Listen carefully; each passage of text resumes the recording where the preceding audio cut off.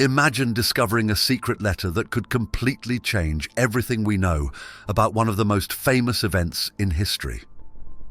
That's exactly what happened when researchers stumbled upon an ancient letter written by none other than Pontius Pilate, the man who ordered the crucifixion of Jesus. This letter reveals that Pilate might not have been the villain we've always thought him to be. This newly discovered letter reads like a chilling confession. Pilate was not merely performing his duties as a Roman governor. He found himself embroiled in a perilous game of politics and power. The religious leaders of Jerusalem were desperate to get rid of Jesus, and Pilate was like a pawn stuck between two dangerous forces, the angry crowd and the fearsome Roman Empire. He was terrified that one wrong move could cost him everything, maybe even his life. Pilate hints that he knew Jesus was innocent. He tried to convince the people to let Jesus go, but they were like a raging storm, impossible to calm down. He felt like he was walking on the edge of a cliff, with danger on all sides. He could lose his power, reputation, or even his life if he took a wrong step. His decision to sentence Jesus wasn't just about following orders, it was a desperate attempt to keep himself safe. In the letter, Pilate reveals his inner turmoil in a way that's almost haunting. He writes about the night before Jesus' trial, when he couldn't sleep because of a strange, foreboding dream his wife had. She begged him not to harm this innocent man, warning that something terrible would happen if he did. Pilate was torn. It's as if Pilate could see his own future slipping through his fingers. He was afraid of angering the Roman emperor, who wouldn't tolerate any unrest in Judea. And he was equally afraid of the powerful religious leaders who could turn the people against him. It was a no-win situation. Fear bound him, trapping him in a deadly trap of his own making. Fear bound him, trapping him in a deadly trap of his own creation. This letter paints a picture of a man who was more a victim than a villain. Pilate wasn't just a ruthless official. He was someone who felt trapped and helpless. The angry crowd, the powerful religious leaders, and the watchful eyes of the Roman Empire, all of these forces were closing in on him. He felt like a man running out of time, desperate to escape the impossible situation he was in. He handed Jesus over for crucifixion, symbolically washing his hands to demonstrate his lack of responsibility. But deep down, he knew the truth. He knew he was condemning an innocent man because he was too afraid to stand up to the crowd and the powerful people around him. This is the chilling reality that the letter reveals. Pilate wasn't just a cruel ruler. He was a man who felt trapped in his own fears, making terrible choices because he couldn't see any other way out. It was around 30 AD, during the time of the Jewish Passover, a festival that drew thousands to Jerusalem. The city was bursting at the seams, and the tension in the air was so thick you could almost feel it. The religious leaders were furious with Jesus. They saw him as a dangerous troublemaker who threatened their authority. He was drawing crowds, performing miracles, and worst of all, challenging their strict interpretation of the law. Pilate, the Roman governor, was in a tough spot. His job was to keep the peace and enforce Roman law, but this situation was spiraling out of control. The Jewish leaders summoned Jesus and demanded his execution. They accused Jesus of claiming to be the king of the Jews, a direct challenge to Roman authority. Pilate knew that this was a delicate situation. If Pilate made a mistake, the people could riot, which would have a negative impact on his superiors in Rome. It was like standing in the middle of a minefield, not knowing which step would set off an explosion. Pilate faced an impossible choice: uphold justice as he saw it, or bow to the demands of the crowd and the powerful Jewish leaders. The letter suggests that Pilate saw through the leaders' hypocrisy. They used religious laws as a weapon because they feared losing power, not because were concerned about justice. They accused Jesus of blasphemy and breaking their laws, but what they were really afraid of was losing control over the people. Behind the scenes, they were the real puppeteers, pulling the strings and using Pilate as their instrument. Pilate's letter reveals just how much he struggled with his decision. He felt trapped, like a mouse in a cage with nowhere to run. He had the crowd screaming for blood and his conscience telling him this was wrong. He even sent Jesus to Herod, hoping to pass the problem on to someone else, but Herod sent him back without making a decision. The clock was ticking and the pressure was mounting.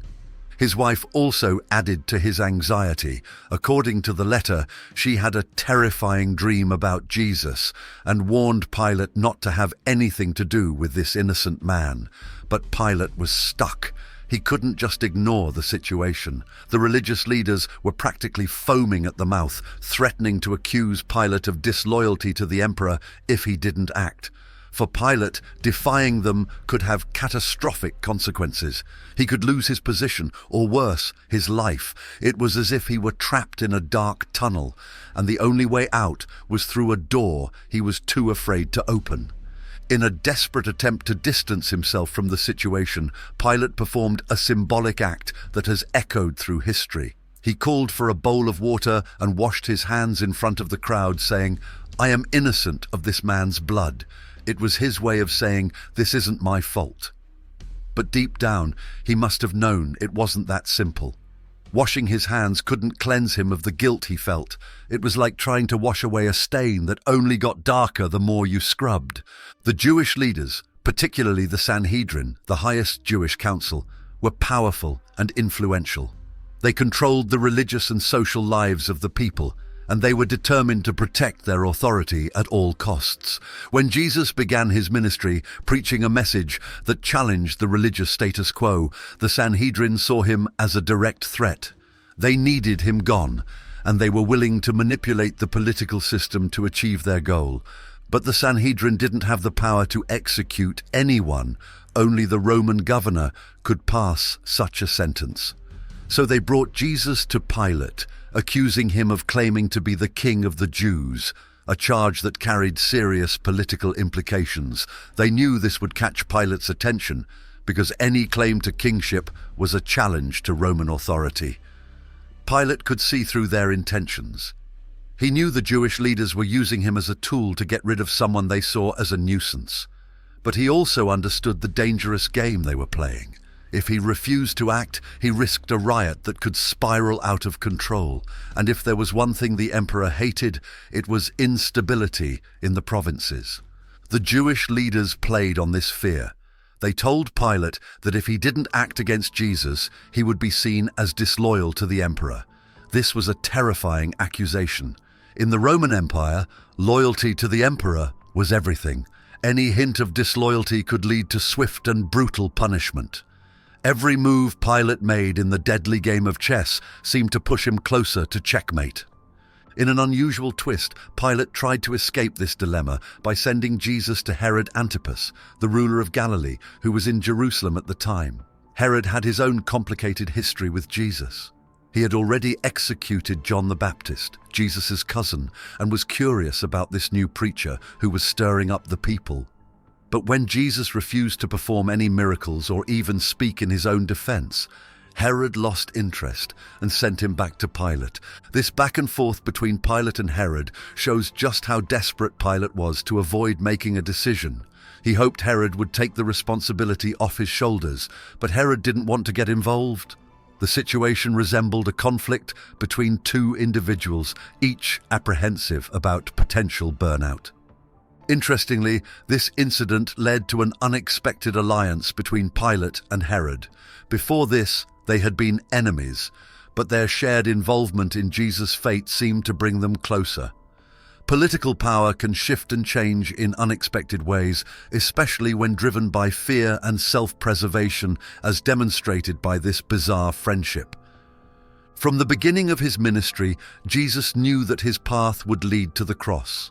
He spoke to his disciples about his death and resurrection, using language that was often cryptic but powerful. He likened himself to a shepherd who would sacrifice his life for his flock, and even likened himself to a temple that would undergo destruction and reconstruction within 3 days. These statements puzzled many people, even his closest followers. Why would someone so beloved willingly walk towards such a painful and humiliating death? Jesus wasn't seeking to overthrow the Romans or become an earthly king as many expected. His mission was spiritual, not political. He was here to offer a new kind of kingdom, a kingdom not of power and conquest, but of love and redemption. In a world where might and dominance reigned supreme, this idea was revolutionary. It also made him a target for those who felt threatened by his teachings. Jesus had to carry his own cross through the crowded streets of Jerusalem after receiving his death sentence, a journey that would culminate at Golgotha, the site of the skull. The sight must have been both heartbreaking and terrifying. People watched as he stumbled under the weight of the wooden beam, beaten and bleeding. He was crushed by both the physical burden and the knowledge that he would take on the world's sins. The crucifixion's most striking moment was when Jesus, hanging on the cross, looked down at his condemned enemies and said, "Father, forgive them, for they know not what they do." It's hard to comprehend this kind of compassion. Imagine being in his place, suffering indescribable pain, knowing you're innocent, yet choosing to forgive those who put you there. This act of forgiveness is central to understanding Jesus' mission. He died for those who loved him, hated him, mocked him, and betrayed him. His sacrifice wasn't just for the righteous, but for everyone, no matter how flawed or broken. It was a message of love and mercy that transcended the cruelty of his execution. As Jesus breathed his last breath, something extraordinary happened. The Temple of Jerusalem's massive curtain, which divided the Holy of Holies from the rest of the sanctuary, tore in two from top to bottom. This wasn't just a dramatic event, it was deeply symbolic. The curtain symbolized the partition between God and humanity, a division resulting from sin. By tearing it apart, Jesus was showing that his sacrifice had opened a new way for people to connect with God. In that moment, it seemed as though Jesus had flung the gates of heaven wide open, inviting everyone to come closer. Often overlooked, this powerful symbol of the curtain tearing apart carries a profound message. Jesus' death changed everything. It wasn't just the end of his life, it was the beginning of a new era of grace and forgiveness. No longer would people need to go through priests or rituals to reach God. Through Jesus' sacrifice, everyone now had direct access to divine love and redemption. Pilate's decision to condemn Jesus wasn't just a matter of political expedience or public pressure. It was a pivotal moment that set the stage for a seismic shift in human history. With one verdict, he unknowingly ignited a movement that would spread across the globe, changing countless lives and shaping entire civilizations. And yet, in that moment, Pilate was simply trying to save his own skin, caught between the demands of the crowd and the expectations of Rome.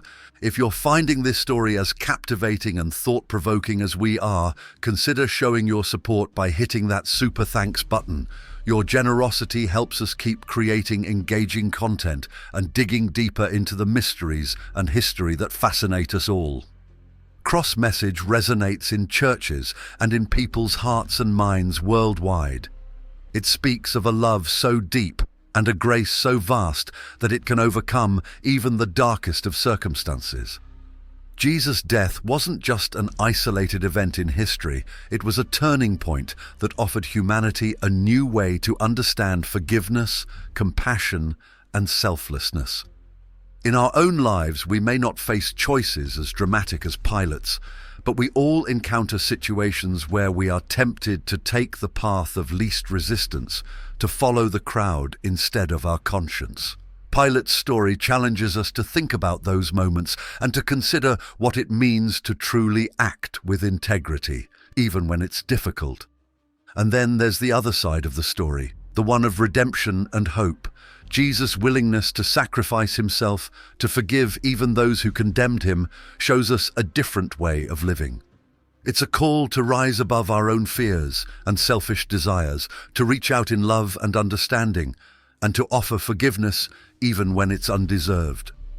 His resurrection is not just a symbol of life after death, but a powerful testament to the fact that love and goodness can triumph over the worst that life can throw at us. Thanks for watching. Be part of our community by subscribing to this channel.